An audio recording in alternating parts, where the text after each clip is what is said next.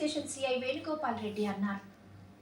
నెల్లూరు జనార్దన్ రెడ్డి కాలనీలో టిట్కో గృహాల్లో నివాసం ఉండే శ్రీహరి అనే యువకుడిని పోలీసులు అరెస్టు చేశారు. పక్కింటి వాళ్లతో గొడవ పడి బైకును దగ్ధం చేయడంతో వారిచ్చిన ఫిర్యాదు మేరకు విచారణ జరిపి నవాబుపేట పోలీసులు అదుపులోకి తీసుకున్నారు. అనంతరం అతన్ని జనార్దన్ రెడ్డి కాలనీలో వీధుల్లో తిప్పుతూ అతని నేరాన్ని అందరికీ తెలిసేలా చేశారు.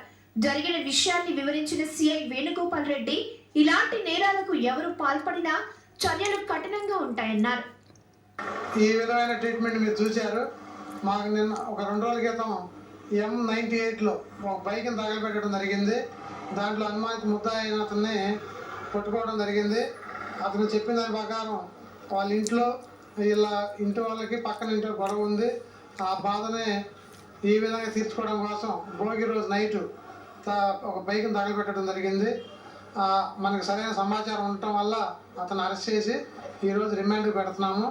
అలాగే ఎవరైనా ప్రజలకు ఒక విజ్ఞప్తి, ఎవరైనా తప్పు చేస్తే ఈ విధంగానే ట్రీట్మెంట్ ఉంటుందని మేము తెలియజేస్తున్నాం. కాబట్టి దయచేసి మీ పిల్లల్ని జాగ్రత్తగా ఉంచుకోవాల్సిందిగా కోరుతున్నాం.